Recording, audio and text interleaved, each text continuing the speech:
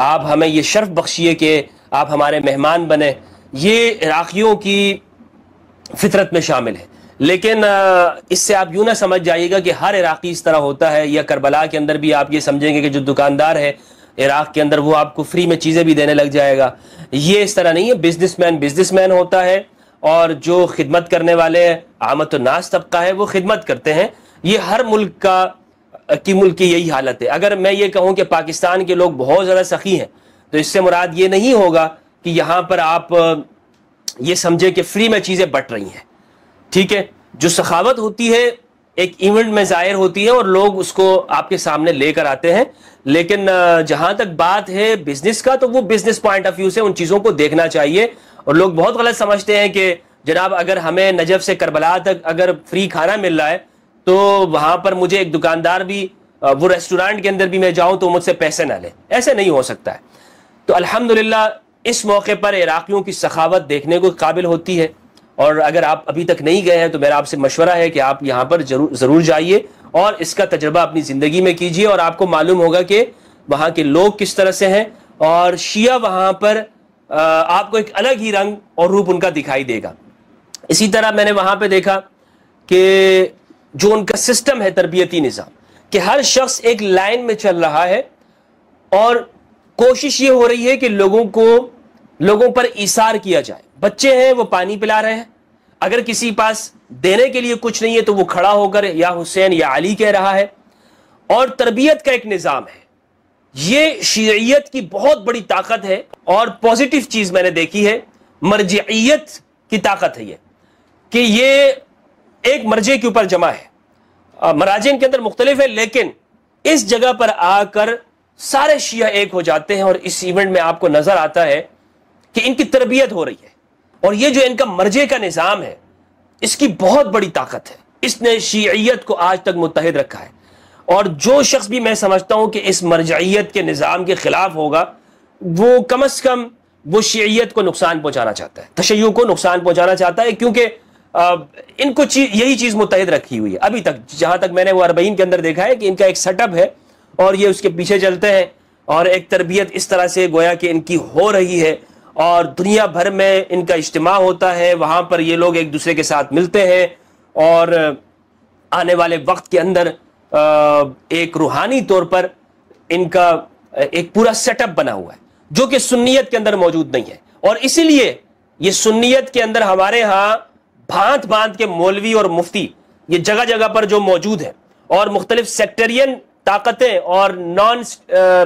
State جو قوتیں ہیں ان کو استعمال کیا جاتا ہے، وہ موجود ہے نا۔ ہمارے یہاں مفتی یعنی آپ یہ دیکھیں کہ دیوبندی بریلویوں کے اندر وہ یعنی پیدا ہوتے ہیں، اتنے تعداد کے اندر پیدا ہوتے ہیں کہ ان کا کوئی شمار نہیں ہے، اور ہر شخص اس کی اپنی ایک رائے ہے، اور کسی مرجع کے نیچے جمع نہیں ہے، اور اس طرح پھر بیرونی طاقتیں بھی ان کو استعمال کرتی ہیں، اور دوسری جگہ سے بھی یہ لوگ استعمال ہوتے ہیں اور تکفیر کی جاتی ہے، اور اس کو کوئی نہیں روک سکتا۔ اور یعنی یہ سنیت کی جو یہ بکھرے ہوئے ہیں اور کسی ایک جگہ پر متحد نہیں ہے، اس کی وجہ یہ ہے کہ سنیت کے اندر مرجع کا سسٹم نہیں ہے۔ لہذا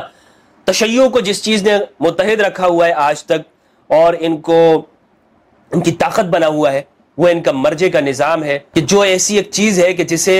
چیلنج نہیں کیا جا سکتا، اور ان کی جو بات ہوتی ہے وہ سب کے اوپر لاگو ہو جاتی ہے۔ یہ آپ کو 40 کے اندر واضح طور پر دکھائی دے گا، ایک تربیت کا نظام اور ایک مرجعیت کی طاقت، اور اس کے پیچھے ان کا بالکل فدائیانہ انداز کے اندر چلتے جانا، یہ آپ کو سب کچھ وہاں پر دکھائی دے گا 40 امام حسین کے اندر۔ میں نے یہ سنا تھا کہ یہ لوگ وہاں پر شرک کرتے ہیں، سجدہ کرتے ہیں، مولا علی کے مزار پہ جا کر قبر کو سجدہ کرتے ہیں، وہاں باقاعدہ نماز پڑھتے ہیں۔ ایسا نہیں ہے۔ ہاں یہ بات ضرور ہے کہ جب نماز کا وقت ہوتا ہے تو نماز پڑھی جاتی ہے، اور ویسے بھی وہاں پر داخل ہو کر ارد گرد میں مزار کے احاطے کے اندر نماز پڑھی جاتی ہے، لیکن اس کا رخ ایسا نہیں ہوتا کہ وہ امام علی علیہ السلام کو سجدہ کرے۔ میں نے خود وہاں پہ نمازیں پڑھی ہیں، ارد گرد میں نمازیں ضرور پڑھی جاتی ہیں، اور جس طرح کہ ہمارے ہاں کوئی شخص روضہ رسول صلی اللہ علیہ وآلہ وسلم ہے تو مسجد نبوی بالکل ساتھ میں ہے، اور اگر کوئی شخص باہر نماز پڑھ رہا ہے تو اس کا مطلب یہ نہیں ہوگا کہ وہ شخص روضہ رسول کو یا نبی صلی اللہ علیہ وآلہ وسلم کی قبر انور کو یا صحابہ کرام کی قبروں کو سجدہ کرے گا، ایسا مت ہے،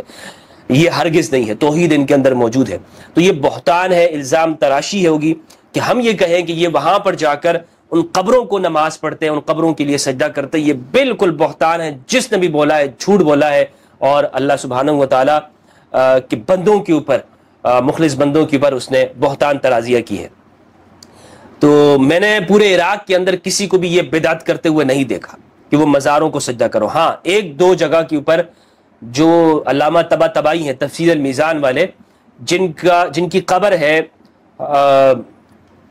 جو وادی سلام کے اندر ان کی قبر موجود ہے، وہاں پر میں نے دو افراد کو دیکھا کہ جنہوں نے باقاعدہ اس قبر کے اوپر ایسے سر جھکایا ہوا تھا، اور ایک کو میں نے وہاں پر دیکھا کہ وہ اس طرح کی بدعت کر رہا تھا، لیکن اس کے علاوہ پورے عراق کے اندر ایسی کوئی چیز مجھے دکھائی نہیں دی۔ تو یہ بات ہے، میں آپ کو سچ آپ کو بتا رہا ہوں، اگر میں اس چیز کو چھپا لوں تو یہ میں سچ بولنے والا شخص نہیں ہوں گا۔ ہاں، یہ بات بھی ہے کہ میں نے ان کو دیکھا کہ جالیوں کو مس کرتے ہیں، بوسہ لیتے ہیں، لیکن یہ تبرک کے طور پر ہے، یعنی اس کے ساتھ اپنی چیزوں کو مس کیا جاتا ہے، اپنے کپڑوں کو مس کیا جاتا ہے، یہ بطور تبرک ہے، اور اس کے لیے ان کے مذہب کے اندر بلکہ اہل سنت کے اندر بھی ایسی روایات موجود ہے کہ جس سے تبرک بے ایثار الصالحین یہ موجود ہے، اور ہمارے ہاں صوفیاء کرام اور علماء غماریہ جو عرب کے علماء ہیں باقاعدہ اس پر کتابیں لکھی گئی ہیں، اور پاکستان کے اندر بھی جیسے قادریہ ہیں یا چشتیہ ہیں، پاکستان ہندوستان میں جو صوفی فرقہ ہے اس میں یہ چیزیں موجود ہیں، تبرک کا حاصل کرنا، یہ صرف شیعوں کے اندر نہیں ہے۔ ورنہ اگر آپ یہ کہتے ہیں کہ وہاں بدعات ہوتی ہیں، تو اس سے بڑھ کر جو ہمارے ہاں مزار موجود ہیں، یہاں تو میں نے اپنی آنکھوں کے ساتھ شرکیات ہوتے ہوئے دیکھا ہے، اگر یہ چیز شرک ہے جسے آپ کہتے ہیں، لیکن بہرحال سجدہ کرنا پھر بھی شرک نہیں ہوتا، غیر اللہ کو اگر سجدہ کر لیا جائے وہ شرک نہیں، حرام ضرور ہے، لیکن اگر آپ اس کو شرک بھی کہتے ہیں تو اس طرح کی چیزیں آپ کے ہاں موجود ہیں، اور جو ہمارے ہاں یہ سنیت کے یعنی یہ جتنے بھی ہمارے ہاں مزارات ہیں یا محکمہ اوقاف کے کنٹرول میں ہیں، تو یہاں یہ چیزیں بہت ہیں۔ یہ کہنا چاہتا ہوں اس کی بنسبت وہاں جو نجف اشرف ہے یا الاتباء العباسیہ ہے یا الاتباء العلویہ ہے یا الاتباء الحسینیہ ہے، اس کے اوپر وہاں کے علماء کا کنٹرول موجود ہے۔ یہ چیز واضح طور پر مجھے دکھائی دی ہے کہ ایسی کوئی بدعت وہاں پر دیکھنے میں نظر نہیں آئی ہے، یہ میں آپ کو صاف بتاتا چلوں۔ اسی طرح میں نے آپ کو بتایا کہ جو اہل عراق کا زائرین کے ساتھ رویہ ہے، ہم نے دیکھا کہ لوگ گاڑیوں میں آئے اور ہمیں روک کر باقاعدہ انہوں نے کھانے پیش کیے، اگر کسی نے گھر کے اندر کوئی آئس کریم بنائی ہوئی ہے، کوئی فالودہ بنایا ہوا ہے، کوئی ایسی چیز بنائی، کوئی اچھی چیز ہے، تو اس نے اوپر جیسے کشمش کے لگائی ہوئی ہے اور اس طرح بادام، یہ ساری چیزیں پیش کی جاتی ہیں اور لوگوں کو کھلایا جاتا ہے، پانی کی بوتلیں پیش کی جاتی ہیں۔ تو اہل عراق کا جو رویہ ہے عمومی طور پر بہت اچھا ہے اور بہترین ہے، اور اس میں آپ کو دکھائی دے گا کہ ایک سخاوت نظر آتی ہے کہ وہ آپ کے ساتھ سخاوت کے ساتھ پیش ہوتے ہیں۔ دنیا بھر سے حسینیوں کا اجتماع ہوتا ہے، دنیا بھر سے، ہر ملک سے آپ کو نظر آئے گا، وہ لوگ وہاں پر آتے ہیں اور وہاں عبادات کرتے ہیں، اللہ کی عبادت کرتے ہیں، کوئی عبادت وہاں پر غیر اللہ کی عبادت نہیں کی جاتی۔ یہ میں بار بار اس لیے کہہ رہا ہوں کہ اس بات کو اہل سنت کے اندر ایک پروپیگنڈے کے تحت داخل کیا گیا کہ عراق کے اندر وہاں پر لوگ مزارات کی عبادت کرتے ہیں، زیارات کی عبادت کرتے ہیں، یہ بالکل جھوٹ بولا گیا، یہ ایک پروپیگنڈے کے تحت یہ ساری چیزیں داخل کی گئی ہیں۔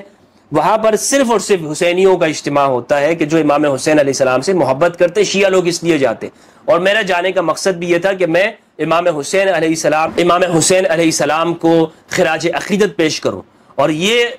عہد کروں وہاں پر کہ امام حسین علیہ السلام، اہل البیت علیہ السلام، ہم آپ کے ساتھ ہیں، ہمارے قلوب، ہمارا ایمان وہ آپ کے ساتھ ہے، ہم ناصبیوں کے ساتھ نہیں ہیں، ان لوگوں سے برات کرتے ہیں کہ جنہوں نے اہل البیت پہ ظلم و تشدد کیا، ظلم و ستم کیا، اہل البیت کو شہید کیا، ان کو دربدر کیا، ان لوگوں سے برات کا اظہار کرتے ہیں۔ یہ ہمارا ایمان ہے، اس کا اقرار ہر مسلمان کو کرنا چاہیے، خواہ وہ پاکستان میں ہو، خواہ وہ ہندوستان میں ہو، امریکہ میں ہو، یا دنیا کے کسی بھی کونے کے اندر موجود ہو، وہ یہ اقرار کرتا ہے کہ ہم اہل البیت کے ساتھ ہیں۔ ہم کن کے ساتھ ہیں؟ ہماری محبتیں، عقیدتیں، ایمان وہ اہل البیت کے ساتھ ہے۔ اسی اقرار کے لیے دنیا بھر کے حسینی اور شیعہ لوگ اور اہل بیت سے محبت کرنے والے وہاں پر جمع ہوتے ہیں۔ تو میں نے یہ چیزیں دیکھی ہیں، کچھ چیزیں ایسی ہیں کہ جو میں سمجھتا ہوں کہ اس پر عراقی گورنمنٹ کو اصلاح کرنی چاہیے. یہ چیزیں گورنمنٹ کے ساتھ تعلق رکھتی ہیں. عامت الناس کا رویہ بہت اچھا دیکھا ہے. ٹمپریچر وہاں زیادہ ہے تو جو رستے ہیں ان کو بہتر کرنے کی کوشش ہونی چاہیے, اور اسی طرح صفائی کا اہتمام ہونا چاہیے. اگر ہم یہ سمجھتے ہیں کہ ہم اہل البیت علیہ السلام ان کی اتباع ہو اور محبت ہو, تو ان کی پیروی یہ بھی ہے کہ آپ نے صفائی کا اہتمام کرنا ہے. کچرا بہت دیکھا گیا کہ جو میں سمجھتا ہوں انتظامی طور پر بہت بڑی خامی اور کمزوری ہے. میں نے پہلے بھی نشاندہی کی تھی کہ وہاں عراق کے اندر جو نہر فرات ہے اس کا صحیح اہتمام ہونا چاہیے. اب کی بار جب میں گیا تو الحمدللہ میں نے دیکھا کہ اس کو ایک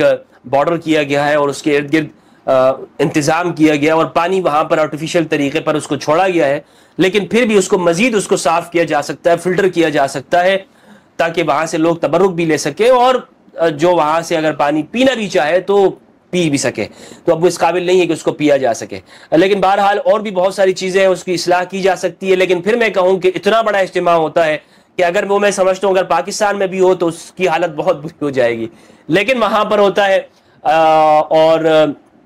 اللہ کا لاکھ لاکھ شکر ہے کہ بہت امن و اطمینان کے ساتھ ہو گیا. سیکورٹی کی صورتحال وہاں پہ بہت بہتر بنائی جاتی ہے. ہر جگہ پر جا کر چیکنگ ہوتی ہے, چاہے کوئی بھی ہو. وہاں پر ایک خاص طریقے سے گزرنے کے بعد,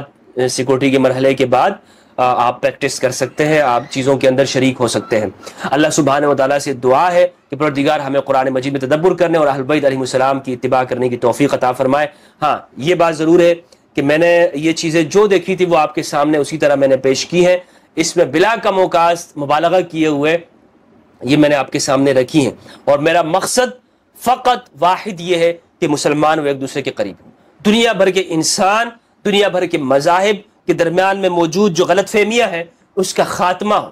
چاہے وہ کسی بھی مذہب کے بارے میں غلط طور پر سن لیا اور اسے سمجھ لیا, اس کا خاتمہ ہو, اور انسانیت ایک دوسرے کے قریب ہو, مسلمان ایک دوسرے کے قریب ہوں, تاکہ ہم اپنے وطن کو اور پوری دنیا کو امن کا گہوارہ بنا سکیں, اور اس طرح انسانیت پھر سے صراط مستقیم پہ چلے, مستقیم ہو جائے.